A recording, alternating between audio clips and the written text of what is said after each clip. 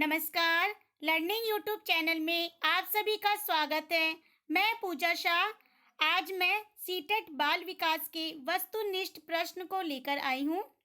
प्रश्न की शुरुआत करने से पहले आप मेरे लर्निंग यूट्यूब चैनल को सब्सक्राइब करें, लाइक करें, कमेंट करें और सभी तक शेयर भी करें। आप अगर पहली बार मेरे लर्निंग यूट्यूब चैनल को देख रहे हैं तो सब्सक्राइब जरूर कर लें। प्रश्न पहला है, मनोविज्ञान की सबसे प्राचीनतम विधि कौन सी है? ए. बहिर्दर्शन विधि, बी.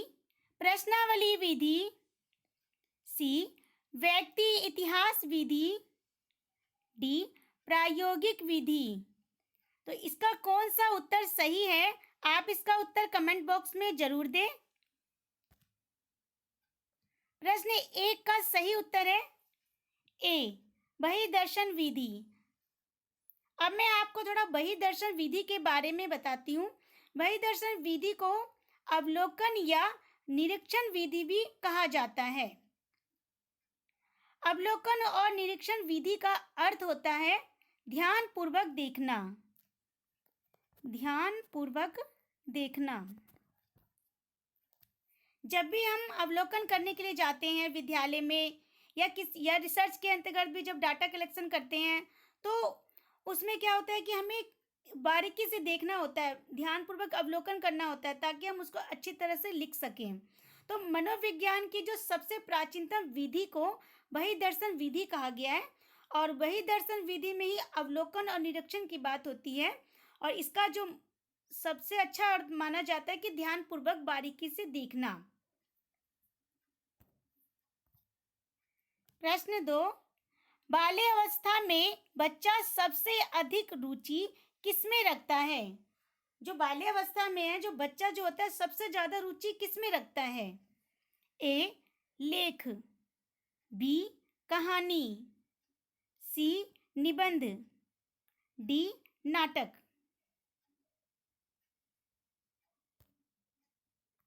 प्रश्न 2 का सही उत्तर है बी.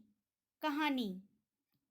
बच्चा जो होता है उसको कहानी सुनने का बहुत ही मन होता है और वो खुद भी कहानी बनाता भी है। जब वो टीवी देखता है तो जब कार्टून देखता है तो कहीं ना कहीं वो बताता भी है कि अब ये होने वाला है, इसके बाद ये होगा। तो कहानी सुनना और सुनाना बच्चों को बहुत ही पसंद आता है। दादी की कहानी, जानवरों की कहानी। तो बाल्यावस्था में जो होता है बच्चा जो सबसे अधिक अगर रुचि लेता है तो कहानी लेता है और कहानी के माध्यम से विषय को समझाना और समझना भी कहीं ना कहीं आसान हो जाता है। प्रश्न 3, ज्ञानात्मक विकास के साथ निम्न में से किसका नाम जुड़ा है? ए. Pestalozzi, B. मिलर, सी. पियाजे, डी. उपरोक्त सभी। प्रश्न 3 का सही उत्तर है सी. पियाजे। ज्ञानात्मक विकास के साथ पियाजे पियाजे का जो है नाम जो है जुड़ा हुआ है। और पियाजे की अगर हम बात करें तो पियाजे ने 4 अवस्थाओं की बात की है। संवेदिक पेशीय अवस्था, पहला जो है संवेदिक पेशीय अवस्था है और दूसरा है पूर्व सक्रियात्मक अवस्था, तीसरा है मूर्त संक्रियात्मक अवस्था और चौथा है अमूर्त संक्रियात्मक अवस्था। संवेदिक पेशीय अवस्था जो होता है वो जन्म के 2 वर्ष तक माना जाता है और दूसरा जो है पूर्व सक्रियात्मक अवस्था जो है 2 से 7 वर्ष। तीसरा आता है मूर्त सक्रियात्मक अवस्था जो है 7 से 11 वर्ष और अमूर्त सक्रियात्मक अवस्था 11 से 15 वर्ष। तो ये पियाजे के अनुसार है जो ज्ञानात्मक विकास के साथ जो इनका नाम जुड़ा हुआ है। प्रश्न 4, निम्न में से कौन सा उदाहरण अधिगम को प्रदर्शित करता है? यहाँ पे बात की जा रही है उदाहरण जो अधिगम को प्रदर्शित करता है। ए. स्वादिष्ट भोजन देखकर मुंह से लार का आना, बी. चढ़ना, भागना, फेंकना, और 3 जो ये जो है ले जो 5 वर्ष की अवस्था में है। सी, हाथ जोड़कर अध्यापक का अभिवादन करना। डी, उपर्युक्त सभी। प्रश्न 4 का सही उत्तर है सी, हाथ जोड़कर अध्यापक का अभिवादन करना।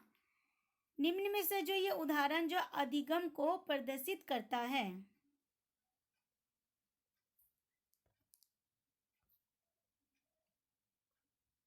प्रश्न 5, मनोविज्ञान शिक्षा का आधारभूत विज्ञान है। ये कोटेशन जो है, ये पंक्ति, यह कथन किसने कहा है कि जो मनोविज्ञान शिक्षा का आधारभूत है, आधारभूत विज्ञान है। A, Skinner. B, Crow. C, Rousseau. D, Miller. इस प्रश्न का सही उत्तर है ए, स्किनर।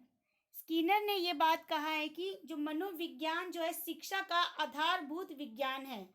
अब मैं आपको स्किनर के बारे में बताती हूँ। B.F. स्किनर हार्वर्ड विश्वविद्यालय के ये मनोविज्ञान के प्राचार्य B.F. स्किनर ने इस सिद्धांत का जो प्रतिपादन भी किया है और इन्होंने चूहों तथा कबूतरों पर प्रयोग के आधार पर किया है। सक्रिय अनुबंध अनुक्रिया का एक अधिगम प्रक्रिया है जिसमें जो है अनुक्रिया को पुनर्बलन द्वारा अधिक संभावित बनाया जाता है और सक्रिय व्यवहार को सबल बनाते अथवा पुनर्बलन देते हैं। तो स्किनर ने जो चूहों, कबूतरों आदि पर अनेक प्रयोग किए और अवधारणा विकसित की 2 प्रकार के व्यवहार प्राणियों में पाए जाते हैं, जो अनुक्रिया तथा सक्रिय अनुक्रिया का संबंध और उद्दीपन से होता है।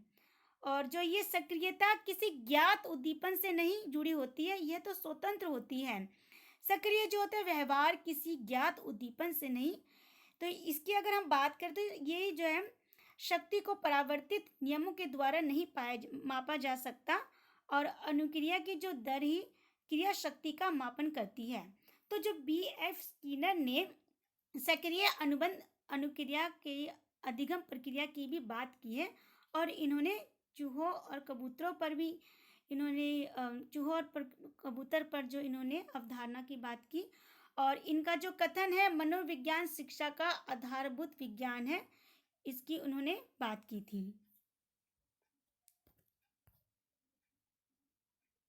प्रश्न 6, छोटे बच्चों की शिक्षा देनी जरूरी होती है। जो छोटे बच्चों की जो शिक्षा देनी जरूरी होती है, परंतु उनके ऊपर जो किस प्रकार का बोझ अपेक्षित नहीं है। ए, लिखने का बोझ। बी, पढ़ने का बोझ। सी, गृह कार्य का बोझ। डी, विद्यालय जाने का बोझ। और इस प्रश्न का सही उत्तर है सी, गृह कार्य का बोझ। छोटे बच्चों को जो है अगर शिक्षा देनी जरूरी है, परंतु उनके जो ऊपर है गृह कार्य का बोझ अपेक्षित नहीं है। प्रश्न 7, प्रभावी संप्रेषण संभव हो सकता है।